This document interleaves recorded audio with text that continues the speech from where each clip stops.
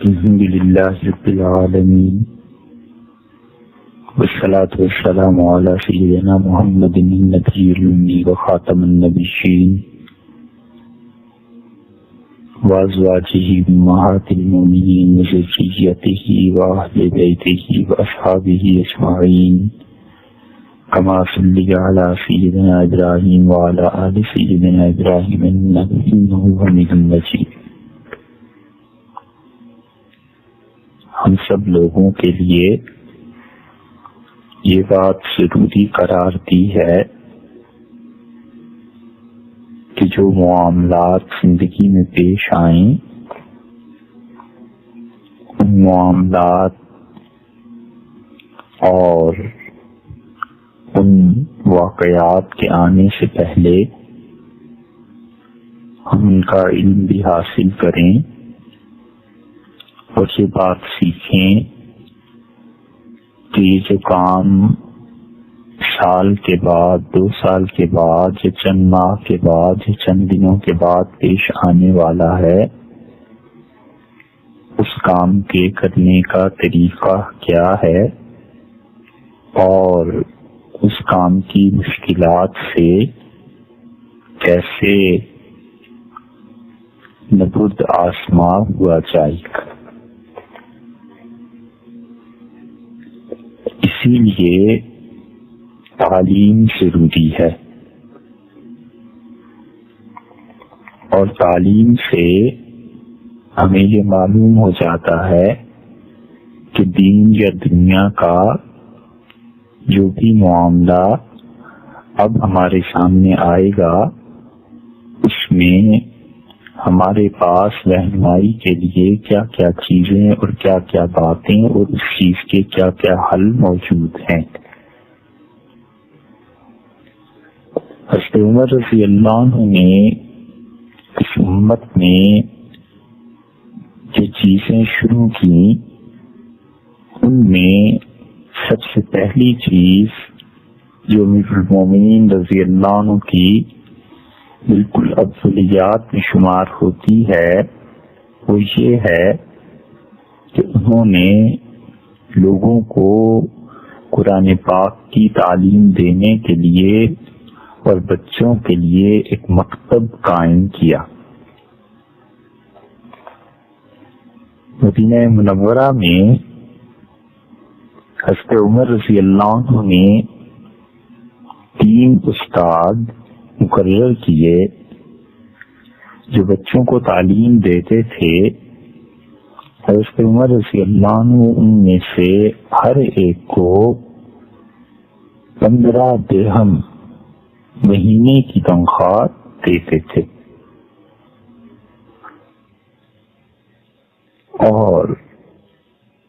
بہت سے لوگوں نے اپنے متعلق اسی لیے لکھا ہے کہ ہم امیر المومنین رضی اللہ عنہ کے دور میں فلاں فلاں کام کرتے تھے،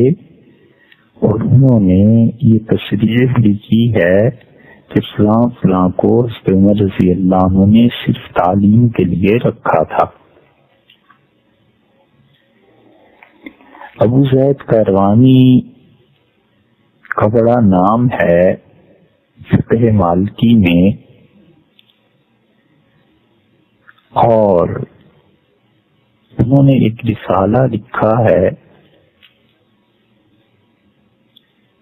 الفواقہ الدوانی، بلکہ فواقہ الدوانی کسی اور نے لکھا ہے۔ ابو زید قیروانی نے خود ایک رسالہ لکھا تھا، اس کی شرح ہے یہ الفواقہ الدوانی۔ الفواقہ الدوانی میں عامر بن عبداللہ خزاعی کے متعلق آتا ہے کہ حضرت عمر رضی اللہ عنہ نے سب سے پہلے جب مکتب جاری کیے، مدینہ منورہ میں باقاعدہ اسکول اور مدارس تعمیر ہوئے، تو عامر بن عبداللہ خزاعی کو بچوں کی تعلیم کا حکم دیا، اور ان کے لیے وظیفہ جاری کیا، اور حضرت عمر رضی اللہ عنہ نے کہا کہ تم بچوں کا امتحان لو اور جو بچے کن ذہن کے ہیں ان کو تختی پر لکھواؤ اور ذہین بچوں کو علم یاد کراؤ. اور اس حکم کے مطابق عامر بن عبداللہ صبح سے شام تک مکتب میں بیٹھے رہتے اور انہیں اجازت نہیں تھی کہ وہ صبح سے شام تک کوئی اور کام کریں اور بچوں کو مستقل تعلیم دیتے. اور انہیں یہ بات بہت گراں محسوس ہوئی. سارا دن صبح سے لے کے شام تک وہ پڑھائیں. تو انہوں نے کچھ لوگوں سے درخواست کی کہ امیر المومنین رضی اللہ عنہ سے کہیے کہ اس کڑی پابندی میں وہ کچھ نرمی کریں. حضرت عمر رضی اللہ عنہ خود چونکہ مسلمانوں کے کام صبح سے شام تک کرتے رہتے تھے اس لیے انہوں نے معیار بھی یہی مقرر کیا کہ لوگ زیادہ سے زیادہ مسلمانوں کی خدمت کریں اور عوام میں کام کرنے کا شوق اور جذبہ بڑھے.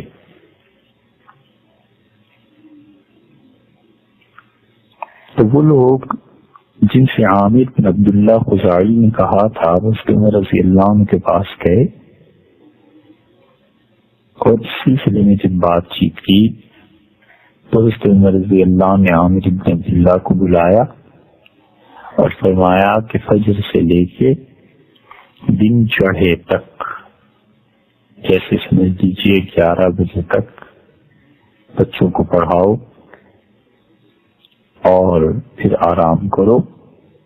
اور پھر ظہر سے لے کے عصر تک تعلیم دو. سارے عالم اسلام کا مزاج یہی تھا کہ وہ اپنی اولادوں کو اپنے بچوں کو پڑھاتے تھے. قبیلہ بنو ثقیف کا ایک آدمی ولید بن عبد الملک جو خلیفہ تھے ان کے پاس گیا اور وہ نوکری چاہتا تھا کہ کہیں ولید بن عبد الملک سے اٹکا دیں اور وہ پیسے کمائے اور اپنی گھر والوں کا پیٹ پالے. تو ولید نے پوچھا تم نے قرآن پڑھا ہے؟ اس نے کہا نہیں. ولید نے پوچھا کہ کیا تم نے ادب پڑھا ہے، لٹریچر، عربی، لغت، کچھ اشعار یاد کیے ہیں؟ تو اس نے کہا نہیں. ولید نے آخر میں پوچھا کہ فقہ پڑھی ہے؟ اس نے کہا یہ بھی نہیں پڑھی. تو ولید نے اپنا چہرہ پھیر لیا اور اس نے کہا کہ جس شخص نے نہ قرآن پڑھا، نہ عربی ادب پڑھا، نہ فقہ پڑھی، یہ شخص اس قابل نہیں ہے کہ زندگی میں اس سے منہ لگایا جائے، اس سے بات کی جائے. اور حقیقت میں بات بھی یہی ہے کہ کوئی آدمی جب پڑھا لکھا نہیں ہے تو اس کے پاس پھر ایک ہی راستہ باقی رہ جاتا ہے اور وہ یہ کہ وہ اپنی تربیت اللہ کے اچھے بندوں کی مجلس میں رہ کر ان سے کرائے اور اللہ کو کثرت سے یاد کرے. اور جو آدمی علم بھی نہ سیکھے اور اس کا سب سے بہتر اور سب سے اچھا اور سب سے مناسب حل یہ ہے کہ وہ مر جائے، اللہ کی زمین پاک ہو اور یہ امت ان جاہلوں سے محفوظ ہے.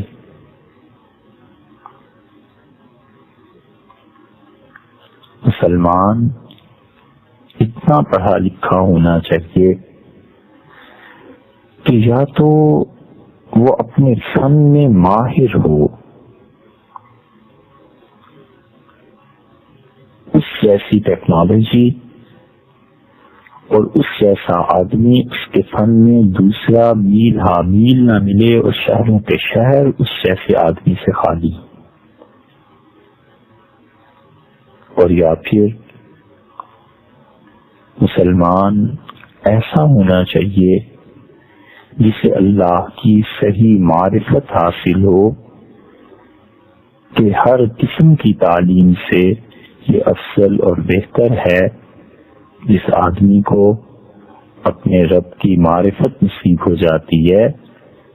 وہ اللہ کی اطاعت میں زندگی بسر کرتا ہے، اللہ کی خوشی کو حاصل کرتا ہے، اور مخلوق اس درخت کے سائے سے فیض اٹھاتی ہے، اور مخلوق خدا اس سے خوش رہتی ہے۔ اور تیسرا درجہ یہ ہے کہ مسلمان کو کم سے کم اپنے فیلڈ میں، اپنے شعبے میں ڈاکٹریٹ تک تعلیم حاصل کی ہو، ڈاکٹر ہو، پی ایچ ڈی ہو، ان یونیورسٹی سے نہیں جو ہمارے گرے ہوئے نظام تعلیم کی مظہر ہیں، بلکہ دنیا کے ان تعلیمی اداروں سے جن تعلیمی اداروں کی سند آج کی جدید دنیا میں اور پڑھے لکھے لوگوں میں تسلیم کی جاتی ہے، وہاں سے اس نے سند حاصل کی ہو۔ اور جس مسلمان کو نہ تو اپنے میدان میں کمال حاصل ہے، نہ وہ پی ایچ ڈی ڈاکٹر اور اس درجے تک کی یا ڈاکٹر اپنے فیلڈ میں نہیں ہے، اور نہ اسے اپنے پروردگار کی معرفت حاصل ہے، تو چوتھی چیز پھر اس کے لیے قبر ہے۔ جلدی جائے تاکہ اللہ کے اچھے بندے اس دنیا میں رہیں، اور خدا نے وہ جو ایک گھر، ایک بستی آباد کرنے کا ارادہ فرمایا ہے جنت کا، وہاں تک لوگ آسانی سے پہنچ سکیں۔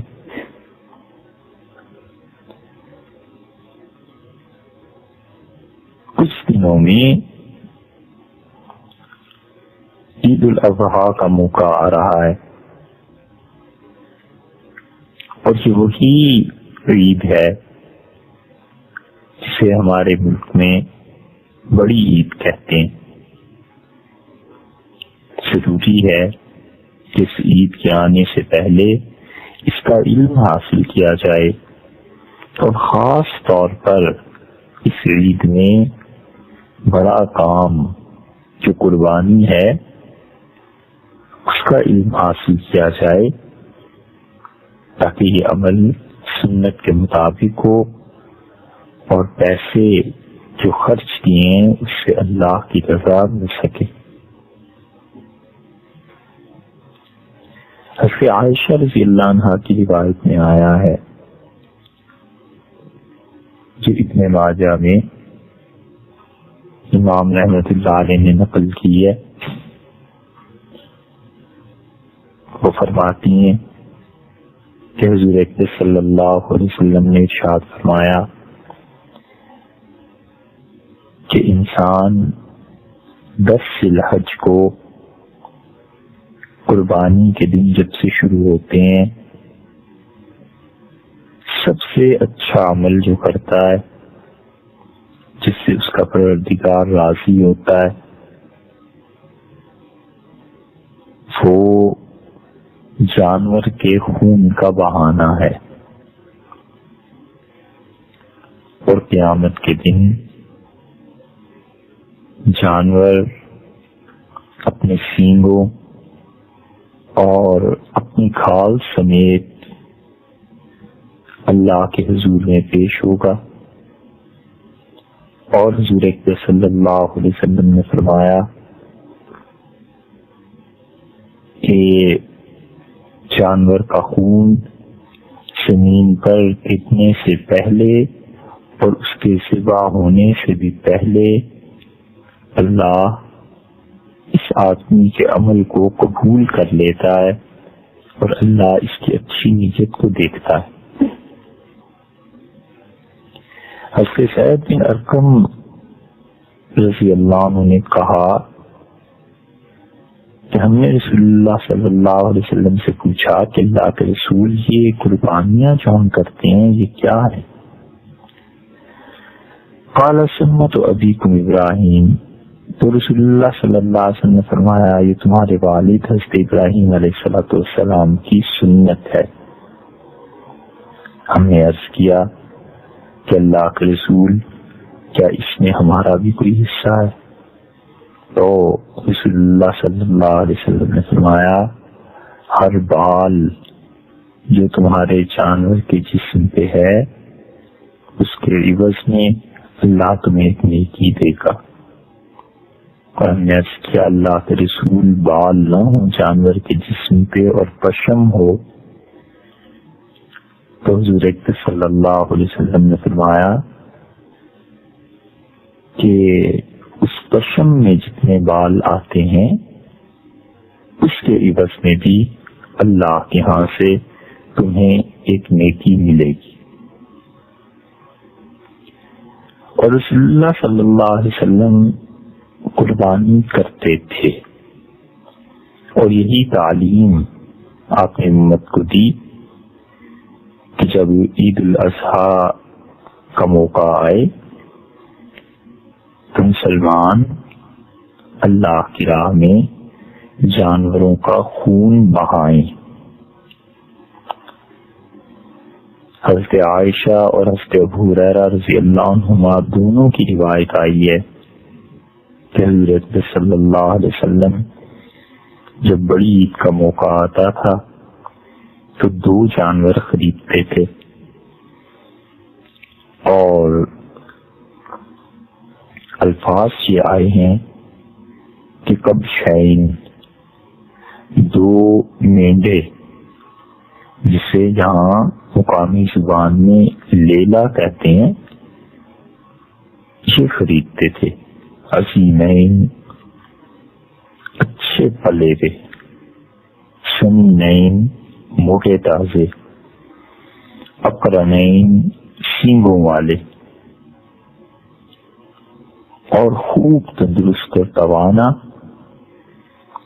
اور رسول اللہ صلی اللہ علیہ وسلم نے ذبح فرمایا ان میں سے ایک کو، اور آپ نے فرمایا لمن شہد للہ بالتوحید، اللہ کہ میں قربانی تیرے حضور پیش کرتا ہوں اپنی امت میں سے ہر اس انسان کی طرف سے جو تیری توحید اور تیری وحدانیت کا اقرار کرے اور اللہ تیرے ایک ہونے کی گواہی دے، وشہد لہ بالبلاغ، اور یہ جو بھی آدمی میرے متعلق جو بھی گواہی دے کہ میں نے تیرے دین کو ان لوگوں تک پہنچا دیا، تو جو بھی یہ 2 گواہیاں دے خدا بندہ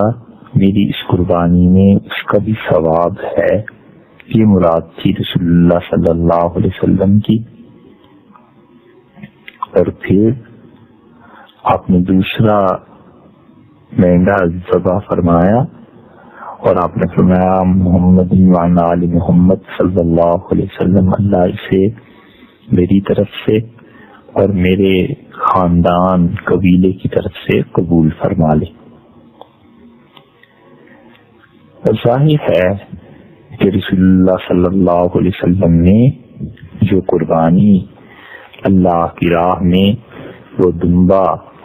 اور وہ جو مینڈا امت کی طرف سے پیش کیا اور جس کے متعلق رسول اللہ صلی اللہ علیہ وسلم نے فرمایا کہ اللہ اس کو میری طرف سے اور امت کی طرف سے قبول کر لے، خاندان کی طرف سے، اور اسی طرح جو پہلا تھا جس کے متعلق یہ فرمایا کہ ہر اس انسان کے لیے خدایا اسے قبول کر لے جو 2 چیزوں کی گواہی دے، اللہ آپ کی توحید کی اور میرے متعلق اس بات کی کہ میں نے ان تک دین کا پیغام پہنچا دیا،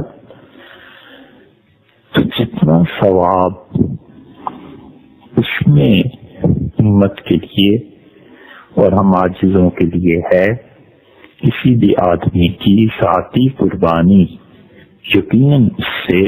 کم ثواب کا درجہ رکھتی ہے، کیونکہ حضور اقدس صلی اللہ علیہ وسلم جیسا اخلاص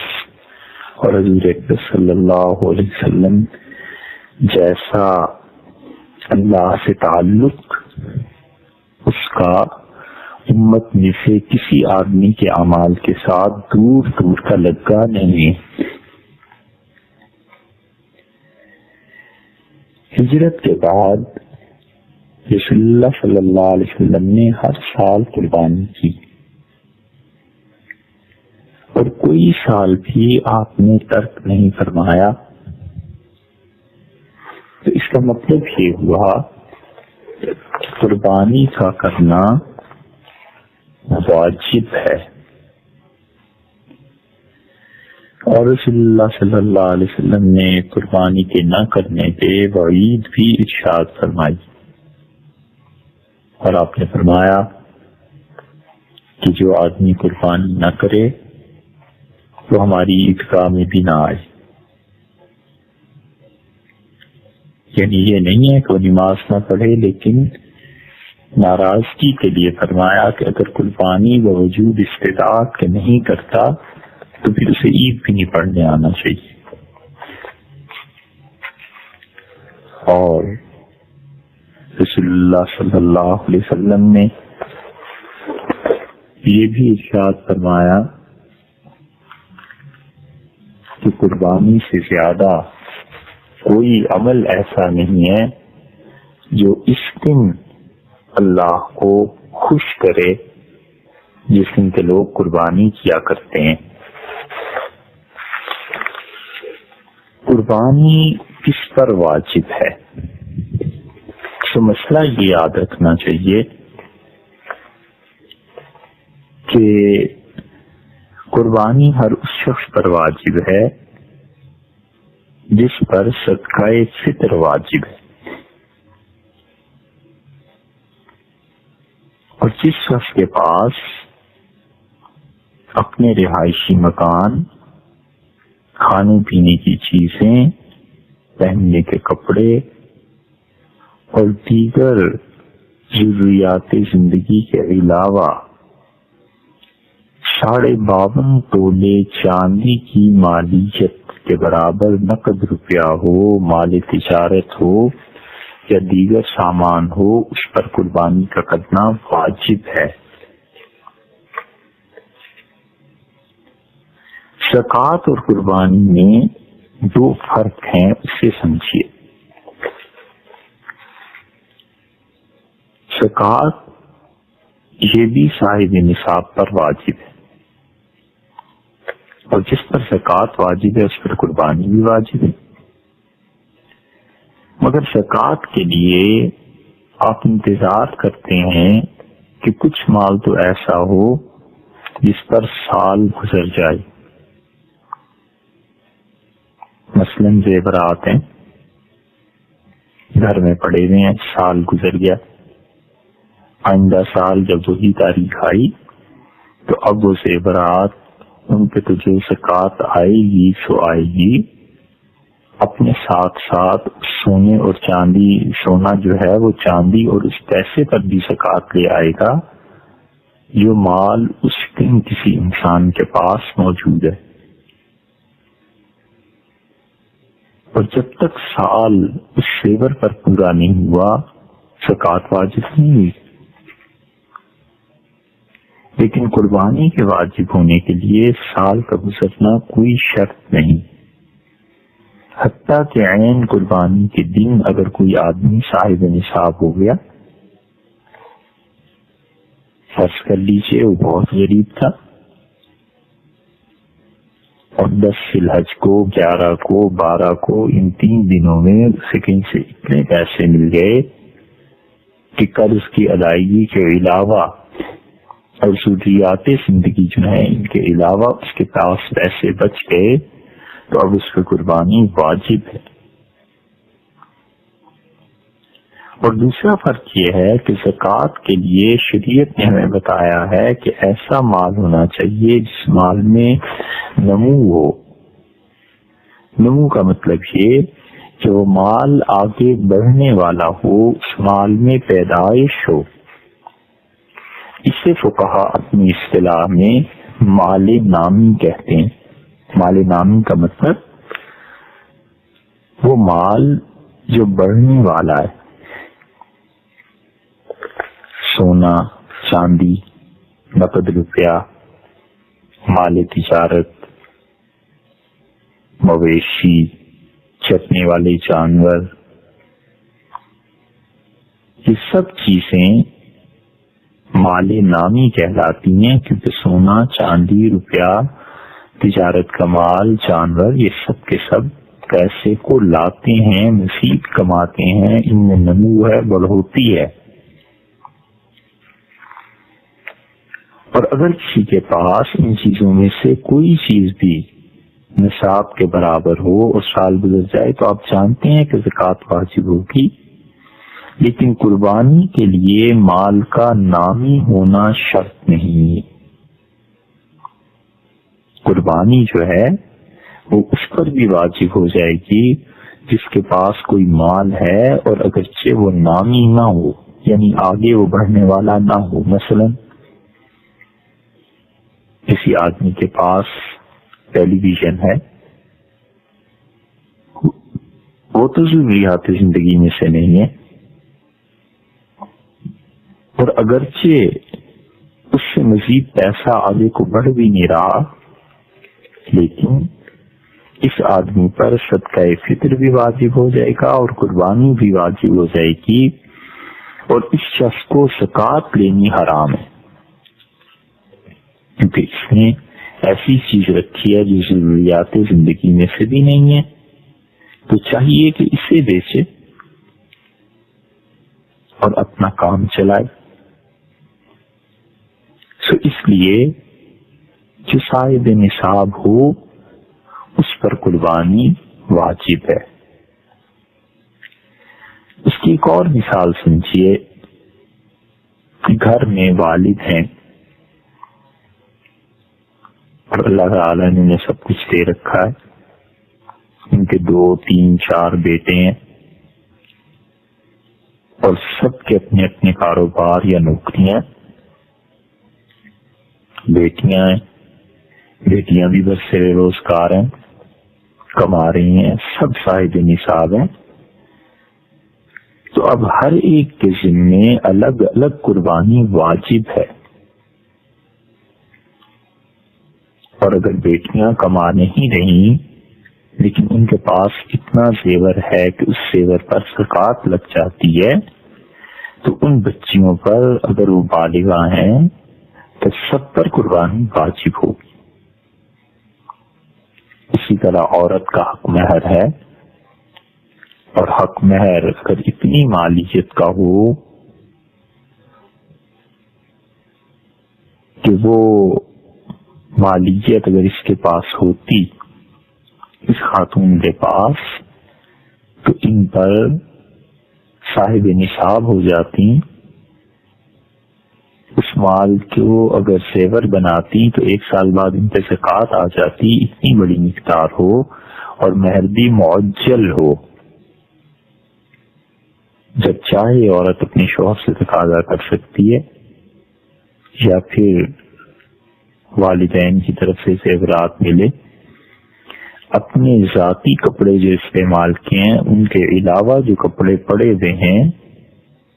یہ 52.5 تولے چاندی کی قیمت کے برابر ہو گئے، تو اس عورت پہ قربانی کا کرنا واجب ہے۔ شوہر کے ذمے الگ قربانی ہے اور اس کے ذمے الگ قربانی۔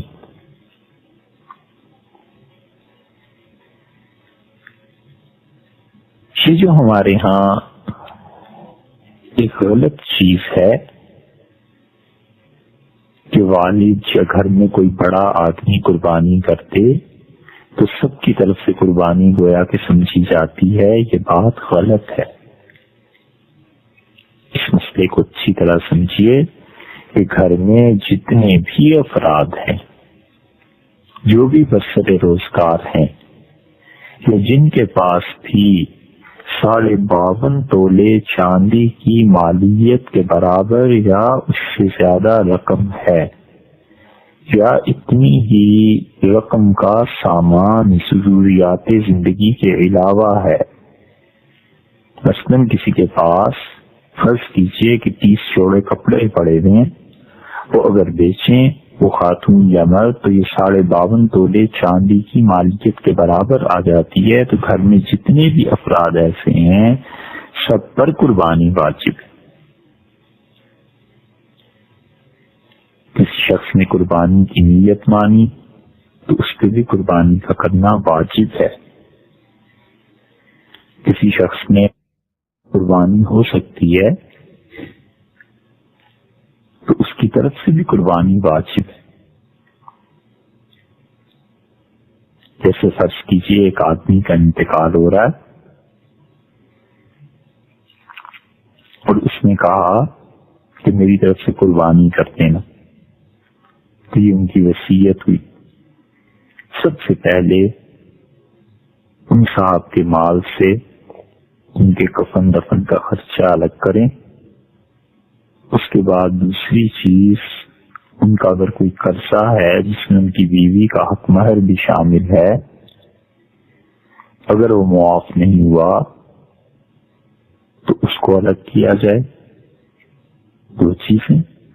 اس کے بعد دیکھا جائے کہ اس مال میں کتنی بچی ہے، کتنی رقم بچی ہے۔ ہم فرض کر لیتے ہیں کہ اب مال میں، پیسوں میں 15,000 روپے بچ گئے، تو اس کا تیسرا حصہ آپ کر لیجیے، اور تیسرے حصے میں 2 حصے چھوڑ دیں وارثوں کے لیے، اور تیسرا حصہ 5,000 روپے میں اگر جانور آ سکتا ہے تو ان کی وصیت کو پورا کرنا واجب ہے، ضروری ہے۔ اور میت کی وصیت اگر ہو قربانی کے لیے تو انہیں ان کے مال کے 1/3 حصے میں قربانی کر کے اس کی تعمیل بھی کی جائے۔ اور یہ بھی اچھی طرح یاد رکھ لینا چاہیے کہ وہ جو قربانی میت کی طرف سے ہوئی ہے، جس پہ اس کا اپنا ہی مال خرچ ہوا ہے، اس گوشت کا کھانا گھر والوں کے لیے، باقی لوگوں کے لیے جائز نہیں، بلکہ یہ گوشت سارے کا سارا صدقہ اور خیرات میں دیا جائے گا۔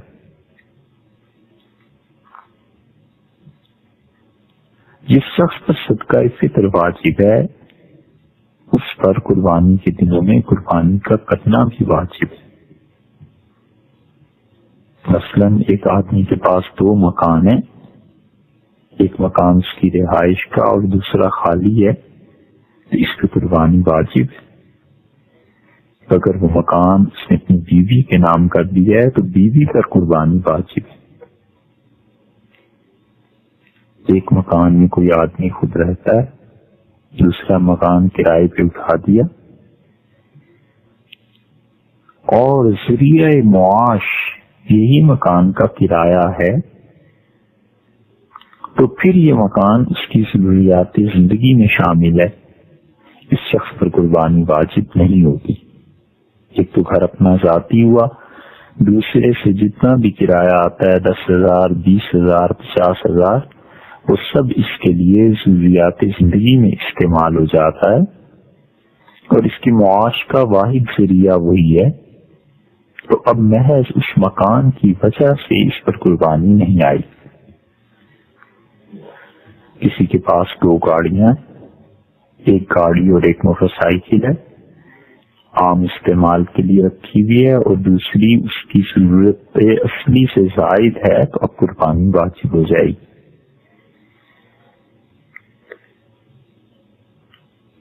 اسی طرح ایک شخص کے پاس زرعی زمین ہے، اس کی پیداوار سے اس کا گزر ہی ہوتا ہے بس، تو پھر یہ آدمی اگر اس زرعی زمین کے علاوہ کچھ نہیں رکھتا اپنے پاس، بس ضروریات زندگی ہیں، تو پھر قربانی واجب نہیں.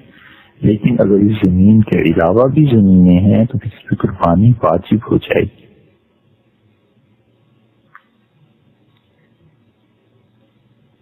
اسی طرح کسی شخص نے قربانی اس پہ واجب نہیں لیکن اپنے شوق سے قربانی کا جانور خرید لیا تو اب اس پہ قربانی واجب ہے. مسافر آدمی پر قربانی واجب نہیں ہے. اور قربانی کا وقت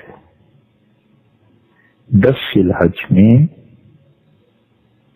بقر عید کی 10ویں تاریخ سے لے کر 12ویں تاریخ کی شام غروب آفتاب سے پہلے کا ہے. ان دنوں میں دن رات جس وقت بھی چاہے قربانی کر سکتا ہے. 10 ذی الحج سب سے افضل ہے، پھر 11 اور پھر 12، اور 12 کو غروب آفتاب سے پہلے پہلے قربانی ہو جانی چاہیے. جس بعض فقہا نے لکھا ہے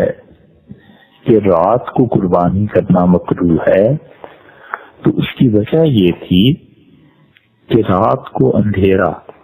پتہ نہیں چلتا کہ جانور کی چاروں رگیں کٹ گئی ہیں یا نہیں،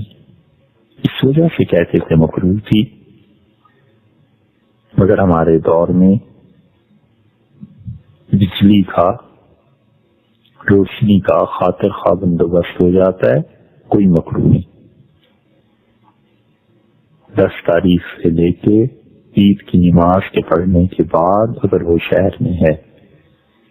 12 تاریخ کی سورج کے ڈوبنے سے پہلے پہلے قربانی ہو سکتی ہے. دن ہو یا رات سب برابر. ہاں ثواب میں 10 تاریخ سب سے بہتر ہے، پھر 11 اور پھر 12. شہر میں عید کی نماز سے پہلے قربانی کا کرنا درست نہیں. اور کسی نے عید سے پہلے جانور ذبح کر لیا تو رسول اللہ صلی اللہ علیہ وسلم نے فرمایا تھا کہ گوشت کے لیے جانور ہے، قربانی نہیں. البتہ گاؤں میں جہاں حنفی فقہا کے ہاں کے نزدیک عید کی نماز نہیں ہوتی، وہاں عید کے دن صبح صادق طلوع ہو جائے تو بس اب قربانی کا کرنا درست ہے. اور یہ مسئلہ بھی غور سے سنیے کہ اگر کوئی آدمی خود تو شہر میں رہتا ہے لیکن قربانی کا جانور اس نے کسی گاؤں میں بھیج دیا، یا خود تو شہر میں رہتا ہے، اس کے گھر والے کہیں گاؤں میں رہتے ہیں، اور ان لوگوں نے وہاں پر صبح صادق کے بعد قربانی کر دی، اور ابھی اس آدمی نے شہر میں جو رہ رہا ہے عید کی نماز بھی نہیں پڑھی اور عید کا وقت بھی نہیں ہوا، اور وہاں پر قربانی پہلے ہو گئی، تو یہ قربانی درست ہے. اعتبار اس جگہ کا کیا جائے گا جس جگہ پر قربانی ہو رہی ہے. اور اسی کی ایک مثال یہ سمجھیے کہ جیسے کوئی آدمی اپنے ملک سے باہر رہتا ہے اور ان ممالک میں رہتا ہے جہاں وقت پیچھے ہے، جیسے امریکہ، کہ پاکستان میں فرض کر لیں صبح 5 بج رہے ہیں، تو امریکہ میں عین ممکن ہے کئی جگہ پر اسی دن کے صبح کے 3 بج رہے ہوں، 4 بج رہے ہوں، حتیٰ کہ پچھلی شام کے 5 بج رہے ہوں، جبکہ وہاں پاکستان میں صبح کے 5 بج رہے ہیں. تو اس صورت میں یہاں سے کسی نے اپنے گھر والوں کو پیسے بھجوائے کہ میری طرف سے قربانی کر دیں، اور ہمارے ملک میں قربانی کا وقت ہو گیا، تو اس شخص کی طرف سے قربانی ہمارے ہاں کی ہوئی بھی لگ جائے گی، درست ہے، اگرچہ اس کے ہاں ابھی تو عید کا دن آیا ہی نہیں۔ اور ان 3 دن کے اندر کوئی مسافر اپنے وطن میں پہنچ گیا، دور رہتا تھا، نہیں پہنچا تھا جلدی، چھٹی نہیں ملی، تنخواہ نہیں ملی، گھر پہنچ گیا 12 ذی الحج کو غروب آفتاب سے پہلے، اور پیسے بھی ہوئے، صاحب نصاب بھی ہوا، تو اس پر قربانی واجب ہو جائے گی۔ سفر ختم ہو گیا، گھر پہنچا تو مقیم ہو گیا، اور مقیم پر ان 3 دنوں میں قربانی واجب ہے۔ اور جس شخص کے ذمہ قربانی واجب ہے اس کے لیے ان 3 دنوں میں ہی راتوں میں قربانی کا جانور ذبح کرنا ہی ضروری ہے۔ اگر اتنی رقم صدقہ اور خیرات کر دے گا تو قربانی ادا نہیں ہوگی اور یہ شخص گناہ گار ہوگا۔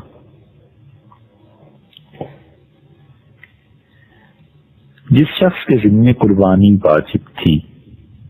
اور اس نے ان 3 دنوں میں قربانی نہیں کی تو اس کے بعد قربانی کا کرنا درست نہیں۔ اب اس آدمی کو 2 کام کرنے چاہیے، ایک تو اللہ سے معافی مانگنی چاہیے، اور دوسرے قربانی کے جانور کی مالیت، جتنا بھی قربانی کا جانور وہ کرنا چاہتا تھا اتنے پیسے اللہ کی راہ میں صدقہ اور خیرات کرے۔ ایسے ہی مشکل ہے یہ صورت پیش آئی، لیکن فرض کر لیں کہ کسی نے قربانی کا جانور باندھ کے رکھا ہوا تھا اور کسی وجہ سے قربانی کے دنوں میں ذبح نہیں کر سکا، تو اب قربانی کے دن گزر گئے، 12 ذی الحج کا سورج ڈوب گیا، تو اب اس جانور کا صدقہ کر دینا واجب ہے۔ اس کو ذبح کر کے اس کا گوشت کھانا درست نہیں، بلکہ یہ جانور ویسے کا ویسا ہی صدقہ کیا جائے گا، کسی غریب کو دے دیا جائے۔ قربانی کا جانور ذبح کرتے ہوئے زبان سے نیت کے الفاظ پڑھنا ضروری نہیں، دل میں بس نیت کر لینا بھی کافی ہے، اور وہ الفاظ جو حدیث میں حضرت صلی اللہ علیہ وسلم کے آئے ہیں، اگر کوئی آدمی ان کو پڑھے تو یہ مستحب ہے۔ والد کے ذمے اولاد کی طرف سے قربانی ضروری نہیں، اور اولاد بالغ، عاقل اور مالدار ہے تو اپنی قربانی خود کرے۔ اسی طرح شوہر کے ذمے بیوی کی طرف سے قربانی کرنا ضروری نہیں۔ بیوی اگر صاحب نصاب ہے، ان کے پاس اتنا زیور، اتنے کپڑے، ضروریات زندگی سے اتنا زیادہ سامان باقی ہے تو وہ اپنی قربانی الگ کریں۔ اور جس شخص کو اللہ نے توفیق دی ہو، اپنی واجب قربانی کے علاوہ چاہیے کہ اپنے والدین، ان کی طرف سے بھی قربانی کرے، اپنے اساتذہ جن سے علم حاصل کیا ہے ان کی طرف سے بھی قربانی کرے، اپنے مشائخ اگر کوئی ہیں تو، اور ان سے کوئی تربیت حاصل کی ہے اور ان کے جوتے اٹھانے کا شرف حاصل ہوا ہے، تو ان اللہ کے اچھے بندوں کی طرف سے بھی قربانی کرے جنہوں نے اسے حیوانیت سے نکال کے انسان بنایا اور جینے کے، لوگوں میں رہنے کے اور ان کے حقوق کے اور انسانیت کی تعلیم دی۔ حضور اقدس صلی اللہ علیہ وسلم کی ذات گرامی قدر کے بڑے احسانات ہیں، ان کے بڑے حقوق ہیں امت پہ۔ اللہ نے اگر گنجائش دی ہو تو رسول اللہ صلی اللہ علیہ وسلم کی طرف سے بھی قربانی کی جائے اور ایصال ثواب کیا جائے۔ لیکن شریعت نے جو حدود متعین کی ہیں ان کا احترام اور ادب بھی ضروری ہے. یہ نہ کرے کہ اپنی واجب قربانی نہ کرے اور ایصال ثواب کسی کے لیے کرتے. واجب اپنی ذات پہ جو ہے وہ سب سے پہلی چیز ہے، اس کو کرے اور اس کے بعد نفلی کام، فرض کام زیادہ ضروری. جن جانوروں کی قربانی جائز ہے ان میں بکرا ہے، بکری ہے، بھیڑ ہے، دمبا، گائے، بیل، بھینسا اور بھینس، اونٹ اور اونٹنی، ان 10 جانوروں کی قربانی درست ہے.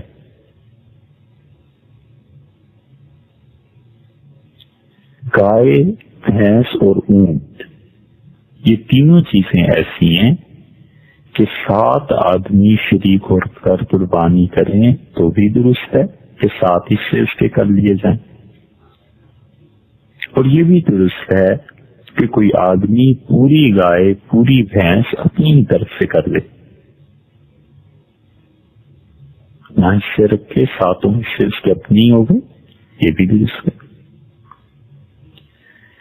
کسی نے قربانی کے لیے گائے خریدی اور خریدتے وقت یہ نیت تھی کہ دوسروں کو بھی اس میں شریک کر لوں گا، اور پھر دوسروں کا حصہ رکھ لیا تو ٹھیک ہو گیا. اور اگر گائے خریدتے ہوئے دوسرے لوگوں کو شریک کرنے کی نیت نہیں تھی بلکہ پوری گائے اپنی طرف سے قربان کرنے کی نیت تھی، تو اب دیکھیے کوئی آدمی آیا اور اس نے کہا کہ بھی اس میں میرا حصہ بھی ڈال لو. تو یہ دیکھنا پڑے گا کہ یہ جو آنے والا ہے کہتا ہے میرا حصہ ڈال لو، اس کے ذمہ قربانی واجب بھی ہے یا نہیں. اگر واجب ہے تو دوسروں کو بھی شریک کر سکتا ہے، اور اگر اس کے ذمہ قربانی واجب نہیں، اگر اس کے ذمہ قربانی واجب نہیں تو دوسروں کو شریک کرنا بھی درست نہیں. مسئلہ ذرا سا ٹیڑھا ہو گیا، ہم پھر کیا کہتے ہیں. گائے خریدتے وقت دوسرے لوگوں کو شریک کرنے کی نیت نہیں تھی بلکہ پوری گائے اپنی طرف سے قربانی کرنے کی نیت تھی. اب دوسروں کو بھی شریک کرنا چاہتا ہے. ایک آدمی آیا اور اس نے کہا مجھے بھی اس میں شریک کر لیں. تو یہ جو خریدنے والا ہے نا، اس کے اپنے ذمہ قربانی واجب بھی ہے یا نہیں؟ ایسی شوق میں گائے خرید لی، واجب تھی نہیں. تو اگر واجب ہے تو دوسروں کو بھی شریک کر سکتا ہے، لیکن اچھا نہیں، کیونکہ اس پہ بھی واجب ہے، دوسرے بھی آگے ان پہ بھی واجب. اور اگر اس کے ذمہ قربانی واجب نہیں تھی، ایسی گائے شوق میں خرید لی، تو دوسروں کو شریک کرنا درست نہیں. یہ مسئلہ چونکہ کم ہی پیش آتا ہے اس لیے اسے زیادہ وضاحت سے کہہ دیا گیا. قربانی کا جانور گم ہو جاتا ہے، پھر کسی آدمی نے دوسرا جانور خرید لیا اور اتفاق سے پہلا بھی مل گیا، تو اگر اس شخص کے ذمہ قربانی واجب تھی تو پھر تو دونوں جانوروں میں سے کسی ایک کی بھی کر دے، ٹھیک ہے. اور اگر واجب تھی ہی نہیں، ایسی شوق سے دو جانور خرید لیے، تو دونوں کی قربانی ضروری ہے. بکری اگر اس کی عمر سال سے 1 دن بھی کم ہو تو اس کی قربانی درست نہیں. گائے اور بھینس پورے 2 سال کی ہو تو اس کی قربانی درست ہوگی، اور اگر گائے اور بھینس پورے 2 سال سے کم ہے 1 دن بھی تو اس کی قربانی درست نہیں. اور اونٹ پورے 5 سال کا ہو تو قربانی درست. بھیڑ اور دمبا اگر 6 مہینے سے زیادہ کا ہو اور اتنا موٹا تازہ ہو کہ سال بھر کے بھیڑ دمبوں کے درمیان چھوڑ دیا جائے تو فرق معلوم نہ ہو، تو اس کی قربانی کرنا درست ہے. اور اگر یہ کمزور محسوس ہوتا ہے تو پھر اس کی قربانی 6 مہینے کی وجہ سے درست نہیں ہوگی۔ جو جانور اندھا ہے یا ایک آنکھ ہے اس کی، یا اس کا کان 1/3 یا اس سے زیادہ کٹ گیا ہے تو اس کی قربانی بھی درست نہیں۔ جو جانور اتنا لنگڑا ہو کہ صرف 3 پاؤں سے چلتا ہو، 4تھا پاؤں زمین پر رکھتا ہی نہیں، یا رکھتا تو ہے مگر چل نہیں سکتا، تو اس کی قربانی درست نہیں۔ اور اگر چلنے میں 4تھے پاؤں کا سہارا لیتا ہے لیکن لنگڑا کے ہی چلتا ہے تو پھر قربانی درست ہو جائے گی۔ جس جانور کے دانت بالکل نہ ہوں یا زیادہ دانت چھڑ گئے، اس کی قربانی بھی درست نہیں۔ جس جانور کے پیدائشی طور پر کان نہ ہوں، اس کی قربانی درست نہیں، اور اگر کان تو ہیں لیکن چھوٹے ہیں تو پھر قربانی درست ہے۔ جس جانور کے پیدائشی طور پر سینگ نہ ہوں، اس کی قربانی درست ہے، اور اگر سینگ تھے ٹوٹ گئے تو دیکھنا چاہیے کہ صرف اگر اوپر سے خول اتر گیا اور اندر جو سینگ ہوتا ہے گودا وہ باقی ہے تو اس کی قربانی جائز ہے، درست ہے۔ ایک ہی صورت ہے کہ جڑ سے ہی سینگ اکھڑ جائیں تو پھر قربانی درست ہے، اور اگر جانور خریدنے کے بعد اس میں کوئی عیب پیدا ہو گیا تو پھر دیکھیں گے کہ یہ شخص صاحب نصاب ہے تو اس پہ تو قربانی واجب ہے، تو اس کی جگہ تندرست جانور خرید کر قربانی کرے، اور اگر اس شخص کے ذمے قربانی واجب نہیں تھی تو بس اسی جانور کی قربانی کر دے۔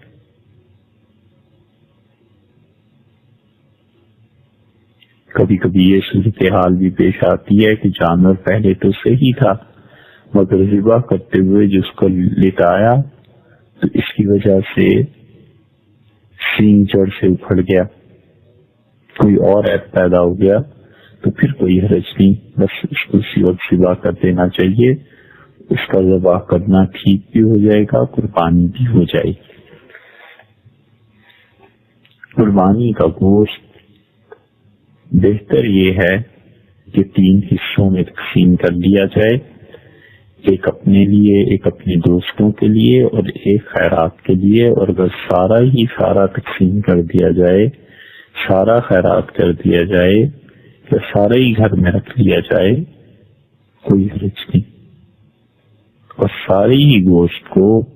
خیرات کر دینا افضل ہے۔ ہمارے زمانے میں چونکہ قربانی مہنگی ہو گئی اور ہزاروں اللہ کے بندے ایسے ہیں جن سال میں یہی ایک موقع ہوتا ہے کہ کچھ گوشت وہ کھا لیں اور کچھ سکھا کے رکھ لیں، تو اپنے گھروں میں نہ رکھنا اور غریبوں کے کام آنا، لوگوں کو دے دینا، یہ افضل ہے کہ اللہ تعالی نے اتنی وسعت اور گنجائش دی ہے، آپ سارا سال گوشت کھانا چاہیں تو کھا سکتے ہیں، تو اس موقع پہ سارے گوشت کو لوگوں میں تقسیم کر دیا جائے۔ لیکن بات محض افضل اور اچھا ہونے کی ہے، اگر کوئی سارا بھی اپنے گھر میں رکھیں یہ گوشت تو بھی جائز ہے۔ قربانی کی کھال کو خود استعمال کیا جا سکتا ہے، اپنے دوستوں کو ہدیہ دیا جا سکتا ہے، لیکن اگر اس کو فروخت کر دیا، بیچ دیا، تو یہ پیسے نہ تو خود استعمال کر سکتا ہے،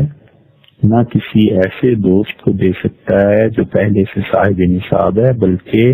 اب اس مال کا مصرف وہی ہو جائے گا جو زکوٰۃ کا ہے، یعنی جیسے زکوٰۃ دی جاتی ہے ویسے ہی یہ پیسے دیے جائیں گے۔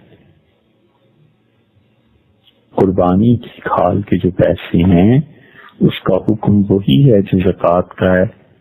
اس سے مسجد میں مرمت نہیں کروائی جا سکتی، مسجد نہیں بنائی جا سکتی، کوئی اور نیکی کا کام، اسپتال وغیرہ یہ اس سے نہیں چلائے جا سکتے، کسی غریب کو ان کا مالک بنا دینا درست ہے۔ قربانی کی کھالیں ایسی جماعتوں کو دینی جن کے نزدیک کسی غریب کو زکوٰۃ کا، قربانی کے مال کا مالک بنانا، ان کھالوں کی جو قیمت ہوتی ہے اس کا ضروری نہیں سمجھتے وہ لوگ،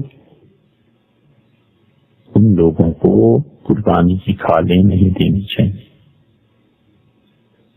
کھال آپ کے اپنے جانور کی ہے، آپ نے اللہ کے لیے دینی ہے، ثواب ملے گا تو آپ کو، نہیں ملے گا تو وہ بھی آپ ہی کے کھاتے میں۔ ہمیں اس سے کوئی بحث نہیں ہے کہ اس فتوے سے کسی سیاسی جماعت اور کسی تنظیم اور کسی ہسپتال پہ زد پڑتی ہے یا نہیں پڑتی۔ صاف لفظوں میں مسئلہ یہ ہے کہ قربانی کی کھال جب بیچ دی جائے، جو اس کا پیسہ ملے گا وہ رقم غریب لوگوں کا حصہ ہے، غریبوں کو اس کا مالک بنانا چاہیے۔ بہت سی سیاسی جماعتیں اور بہت سے لوگ جو کھالیں قربانی کی اکٹھی کرتے ہیں وہ اس کو بیچتے ہیں اور اس پیسے کو سیاسی مقاصد کے لیے استعمال کرتے ہیں یا ہسپتالوں میں تنخواہوں کے لیے استعمال کرتے ہیں۔ اس طرح صاحب غریب کا حق ضائع ہوتا ہے، اور وہ قربانی کی کھال اس پہ ثواب بھی نہیں ملتا دینے والے کو۔ تو اس جماعتی پروگرام اور ہسپتالوں کی تعمیر اور وہاں لوگوں کو اجرت میں، تنخواہوں میں اس رقم کا دینا، یہ سب چیزیں ناجائز ہیں۔ اس لیے جب آپ اتنی محنت کر کے جانور خریدتے ہیں، قربانی کرتے ہیں، تو اس کھال کے متعلق بھی آپ یقینی طور پر کر لیجئے کہ آپ اس کو کہاں دے رہے ہیں، اور جب وہ ہسپتال والے یا جماعت والے یا مدرسے والے یا کوئی بھی سے بیچیں گے تو اس کی رقم کہاں خرچ کریں گے۔ اگر وہ رقم غریبوں پہ استعمال ہو رہی ہے، غریبوں کو دوا اس سے مفت مل رہی ہے، اور غریبوں کو تعلیم میں اس پیسے کا مالک بنایا جا رہا ہے، یا وہ غریب بچے جو تعلیم حاصل کر رہے ہیں ان کی رہائش، خوراک، ان چیزوں کے لیے وہ پیسہ استعمال کر رہا ہے، تو ایسے اداروں کو دینا بالکل نہ صرف یہ کہ جائز ہے بلکہ ثواب کی بات ہے۔ قربانی کے جانور جو خریدے جاتے ہیں، کبھی ان میں ایسے جانور بھی ہوتے ہیں جن کا دودھ نکال لیا جاتا ہے، اور دودھ ان کا نکالنا ضروری ہوتا ہے، تو اس دودھ کو نکال کر استعمال کرنا یا جانوروں کی پشم اتارنا یہ درست نہیں۔ اس دودھ کو اور پشم کو اتار لیا تو بیچا جائے گا، اور جو بھی پیسہ آئے گا وہ پیسہ غریبوں کے کام آئے گا، ان کو صدقہ ملنا چاہیے، ان کو صدقہ دینا ہے۔ قربانی کے جانوروں کی جھول کبھی کبھی ان پہ پڑی ہوتی ہے، لوگ اس پہ چادر ڈال دیتے ہیں۔ اسی طرح کبھی کبھی بہت اچھی رسی بھی قربانی کے جانور کے گلے میں ڈال دی جاتی ہے۔ یہ رسی اور یہ جھول جو بک سکے تو بیچ کے اس کا صدقہ کرنا ضروری ہے۔ مثلاً قربانی کے جانوروں کے لیے 100 روپے کی رسی خرید کی، ذبح ہو گئے جانور، اب یہ رسی اگر بازار میں کسی کو جا کر دے دی جائے، کسی دکان پہ 50 روپے اس سے مل سکتے ہیں، تو 50 روپے غریب لوگوں کا حق بنتا ہے، وہ بھی صدقہ کیا جائے گا۔ قربانی کی کھال اور اس کا گوشت اجرت میں دینا درست نہیں۔ جس آدمی نے ذبح کیا، ذبح عوض میں اسے پیسے دیے جائیں گے۔ حضور اکرم صلی اللہ علیہ وسلم نے جو قربانیاں اپنی طرف سے کروائی تھیں، آپ نے ارشاد فرمایا کہ جن لوگوں نے ذبح کیا ہے ان سے کہنا کہ میں اس کی اجرت اپنی طرف سے دوں گا۔ تو محدثین فرماتے ہیں کہ اس کا مطلب یہی ہے کہ جو گوشت یا چیزیں جانور کی اس ذبح کرنے والے کو دی گئی ہیں وہ اجرت نہیں بن سکتی۔ اس لیے کہ قربانی کے مسائل کچھ یاد رکھنے چاہیے کہ انسان اتنی محنت کرے، پیسہ صرف کرے تو اسے سنت کے مطابق کرے۔ حضور اکرم صلی اللہ علیہ وسلم کا طریقہ وہ سب سے اچھا طریقہ ہے، اور انسان یہ سمجھے کہ نبی کریم صلی اللہ علیہ وسلم نے جس طریقے پر قربانی کا حکم دیا ہے میں اسی طریقے پر قربانی کروں گا۔ اس کے علاوہ بھی قربانی کے کچھ مسائل ہیں، انشاءاللہ